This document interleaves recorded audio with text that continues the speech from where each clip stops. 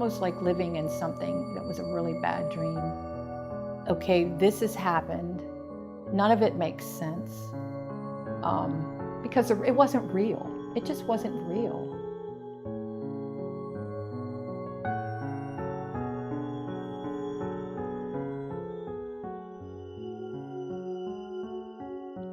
But Michael was worth me finding the truth. People not being honest and not doing what they knew was right by covering up things that they knew were wrong, and all of that was just overlooked.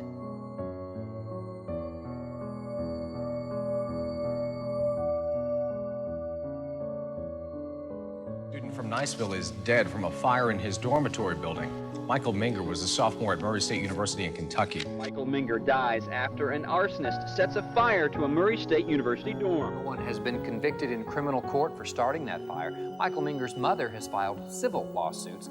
She says it's not about money, it's a crusade to make colleges safer.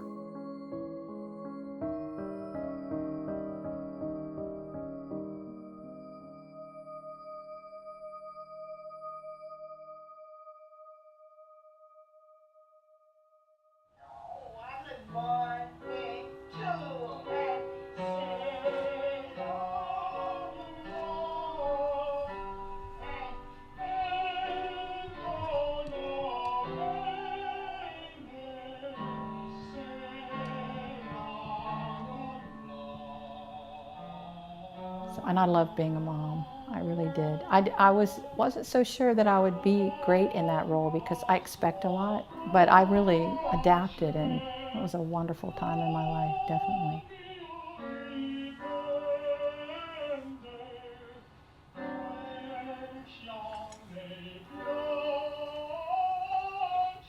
Go ahead, walk onto the van. Take her. You're going to have to walk slow. I got you. I got you. It was just amazing. The innocence in his understanding of the world. You know, how did he escape what most all of us are tarnished by with just living in the world?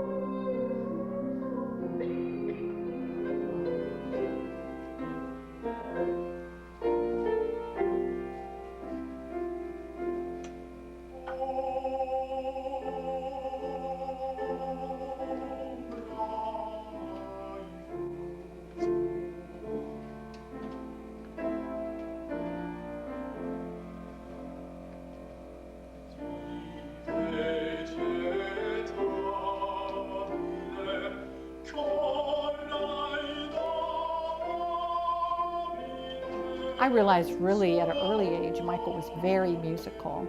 I didn't teach him that. You know, he just had a love for that was well beyond what I even understood. I always taught them as they got older that information could be very powerful. You know, education gives you the opportunity for lots of other things. Then we went to Murray State University. One of his vocal coaches had mentioned that school to us, and you have to be wanting to go to this place to get there. I mean, it was just in the middle of nowhere, basically. And it was a January winter day, ice and snow. He had an audition, and the two professors that listened to him were just really blown away by his abilities.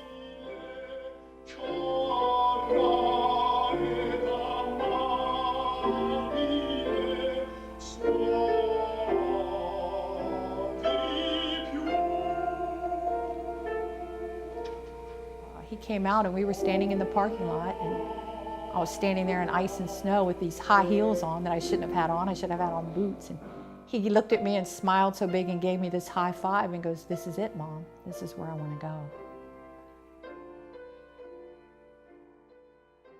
I was really nervous about Michael being on his own. He had two very strong women in his family, in his life. his mom and his twin sister. So, and they were so different. You know, Melissa was just, everything came relatively easily for her. But with Michael, he definitely could get lost in things. You know, everyone has, oh, he's ADD, he's ADHD, oh, he's just a boy. But he also had executive functioning issues, organizational issues with his spatial and directional. In fact, he never drove a car. He never could quite get that down.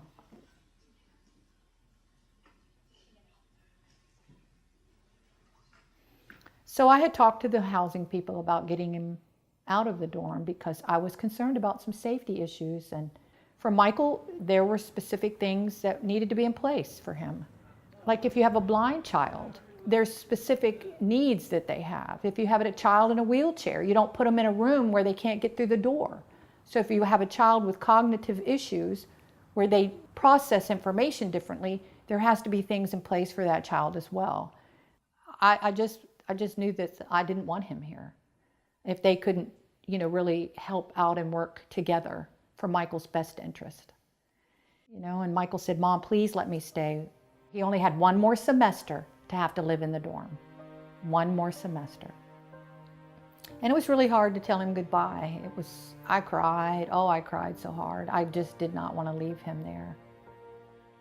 And I just kissed him goodbye and told him, you know, that I would see him soon.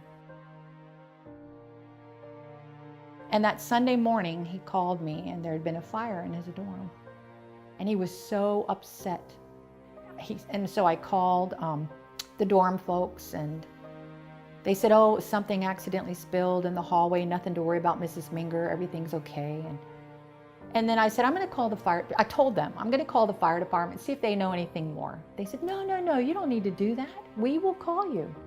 If there's anything else, we will call you. And I said, okay. Okay.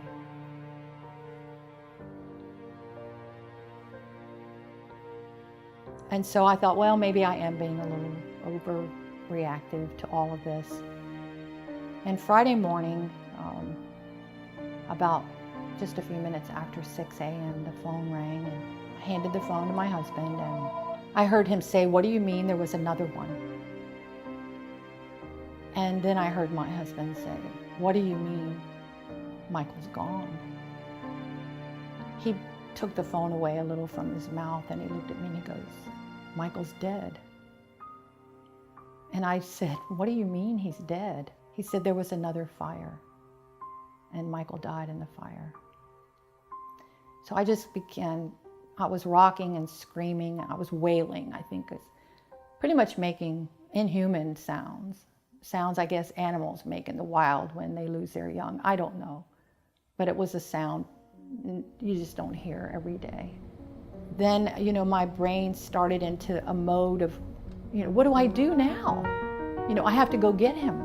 You know, my brain starts into these other things like, you know, his heart, his kidneys, his eyes. You know, I want him to share whatever. He would want that, you know. And so they said, "We're sorry, Mrs. Minger, we can't retrieve any of Michael's organs, you know, because he was, the carbon monoxide poisoning, he was so saturated with that, none of them are viable." And then I just lost it. I mean, it's like there's nothing I can do to save any part of this human being. And it was just such a helpless, horrible feeling. There was no control. You had no control. He was alive and happy and strong. And just, you know, then the next thing I hear is there's nothing left of this child.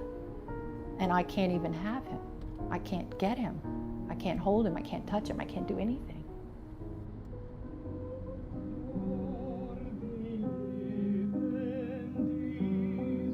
When we got up to Murray, they were having a kind of a vigil, a little church service for him, and the president of the university was there and other people were there, and come to find out, you know, all those people were really covering their backsides because they're going, "Oh my God, this is the mother that has been up here wanting her child out of the dorm, concerned about his safety, and now he's in the morgue."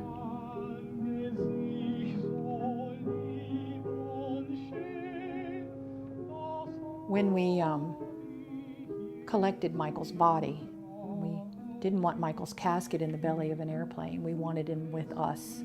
Melissa sat with him in the back and sat right next to him the whole way home. Actually, she laid down beside the casket. It was very, very hard on her, and I didn't even realize how hard because I was just dealing with my own grief. There were so many unanswered questions. I wanted to reconstruct Michael's night because I wanted to know, was he happy that night? Good evening, this is Michael Minger, and now for the sports news. The Murray State Racer football team opened up the season with a victory over Southern Illinois, Saturday night at Stewart Stadium. Coming into the season, the big concern for this year's team was the Racer offense. He went to the audiovisual band, was working on a project, and the woman that's kind of over that had to kind of chase him out. Please join us again next Monday night when we will have Murray State football highlights for the game with Western Kentucky. Thanks for watching. That's all for MSU Profile. Good night from Murray State University. He went back to his room and getting ready for bed. Michael was lean, so he would wear an undershirt and boxers to bed, and his skinny feet were cold sometimes, and sometimes he'd wear 2 undershirts. And he also loved to listen to music. He loved Schubert. He listened to Ave Maria that night because the disc was still in, and he would listen to fall asleep. He had a hard time falling asleep.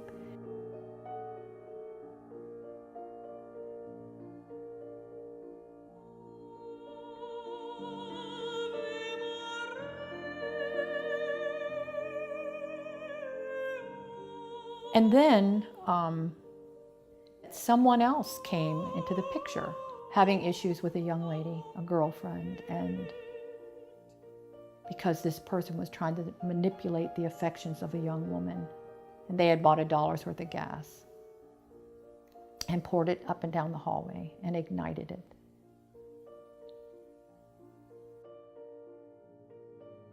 When the fire started, I think he was still asleep. The alarms were not working well in all areas of the dorm. The sound. Didn't wake up the first fire. If I would have went to sleep that night like I was supposed to, I went and woke up the second fire. And as soon as I stood up, black smoke started coming to the top of the door, basically. And so I was choking by the time I got to the door. Like I said, it was completely full of smoke. And you walk out and you open the door and you see nothing but black and smoke and flames all over the floor. Smoke was pouring in his room every possible way. He was at the end of the hall, the only room at the end of the hall. And it was coming in from over and under, just pouring into his room. So he put towels under his door, and then I guess it got so hot in there, I don't know for sure, but he opened his door. So now you're in a fire situation where it's smoky, you cannot see, you've already inhaled carbon monoxide, so you're not thinking really clearly. And when he crawled out into the hall, he knew he needed to stay low. And because of the way the dorm was built, there was no other way out for him. But so he retreated back to his room because things were dire at this point. Lots of smoke, heat, in the thousands of degrees. So, your throat's burning, your eyes are burning, the smoke and the heat's doing all of that to you. I'm scared to death, I'm sure. Scared to death.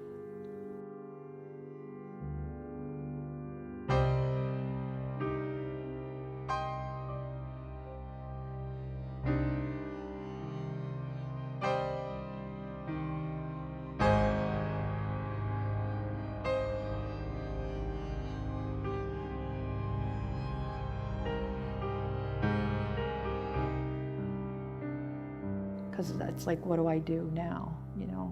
I can't get out of here. And overcome by all that, and then just collapsed in his doorway. Half of his body, his trunk and up was in his room, and from his lower body was in the hall, his legs.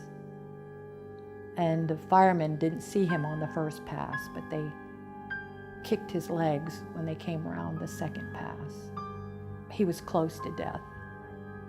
And they passed him off to another fireman in the stairwell, and he threw him over his shoulder and carried him down the stairs and put him on the gurney. They were trying to intubate him, and students were watching and saying his head was kind of flopping to the side, and blood was coming out of his mouth because it was pooled on the concrete. It was, they couldn't bring him back.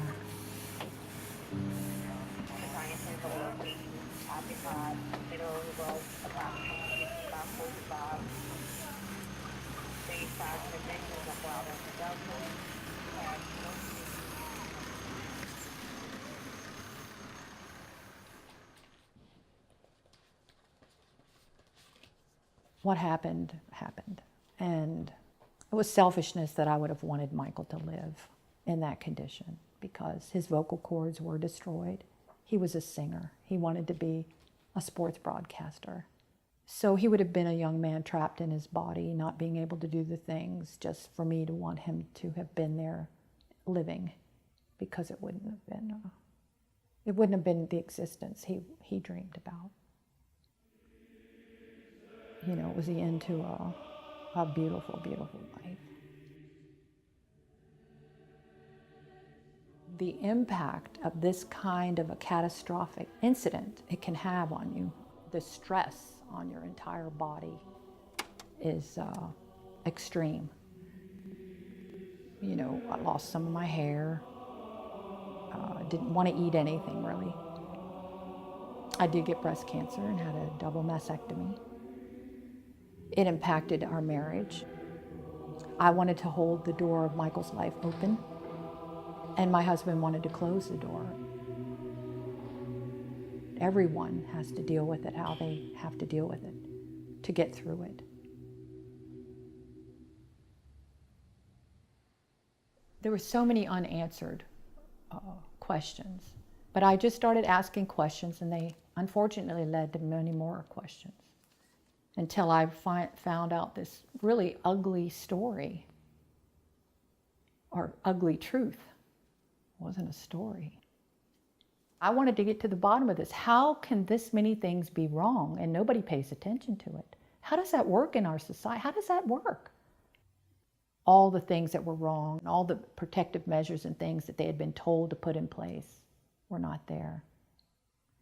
I was so trusting in them, telling me only by words but not by deeds that they would take good care of Michael.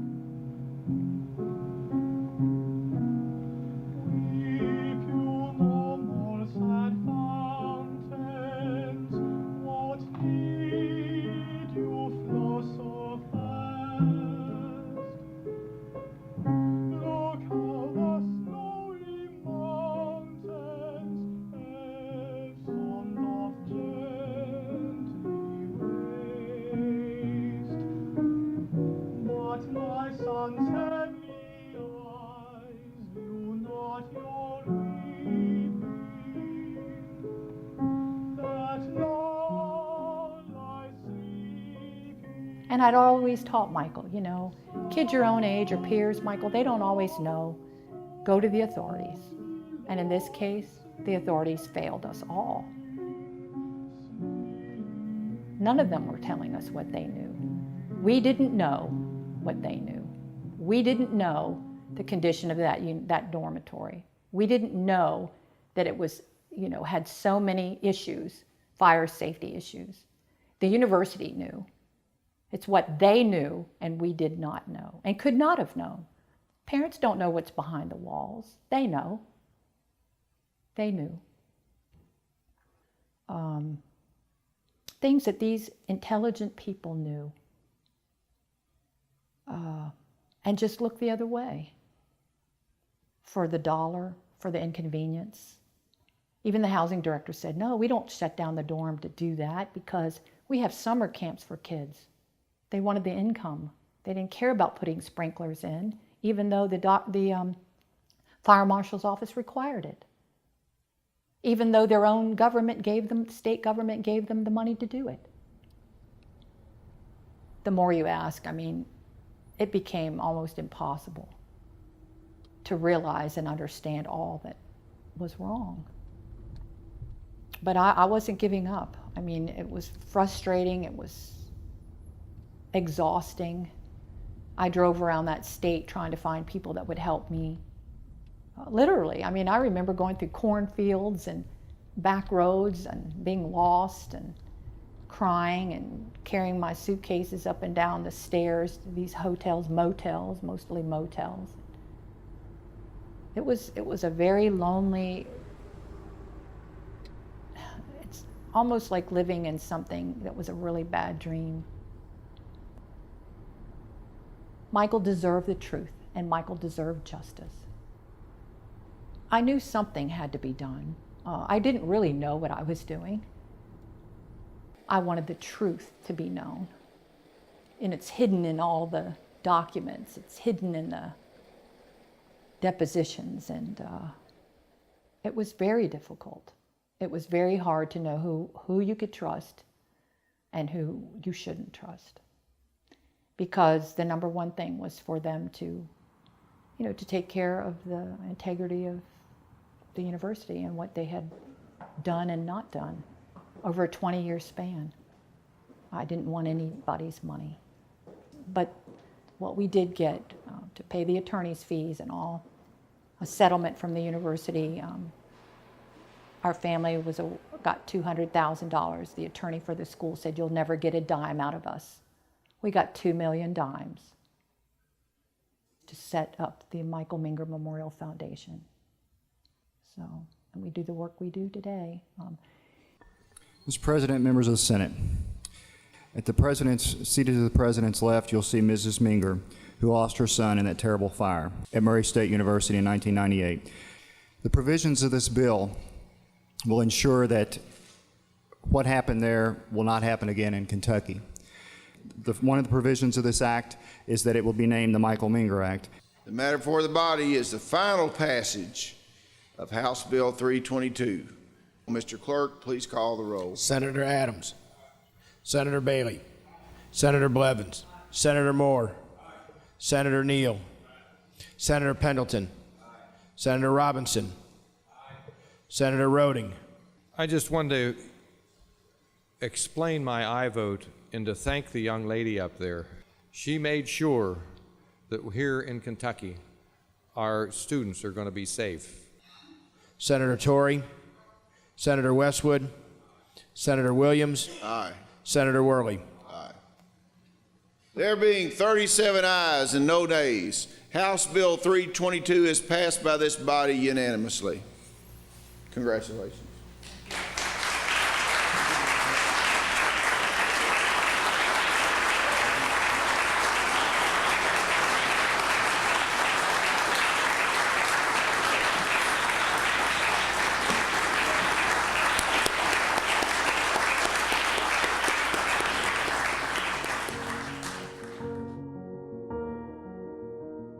I didn't do it just for Michael. I did it the catalyst was for Michael. But I continue to do it for all the students in our nation, that living and breathing students that deserve to have a chance. And that their campuses should be, these kinds of issues should be attended to, addressed. And accountability should be held when they don't.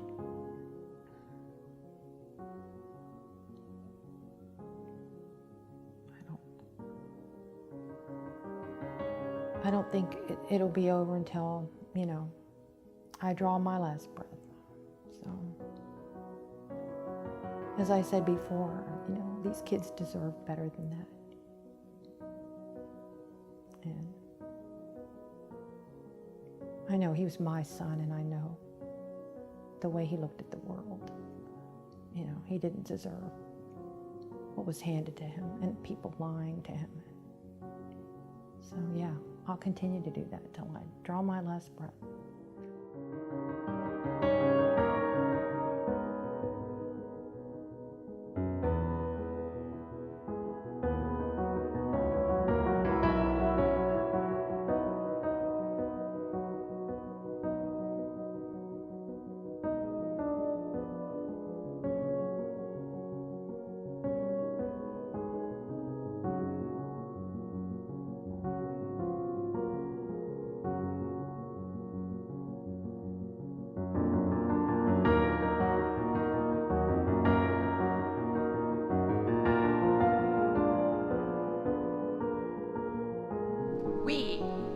are the voice for those who have been silenced by the ravages of fire.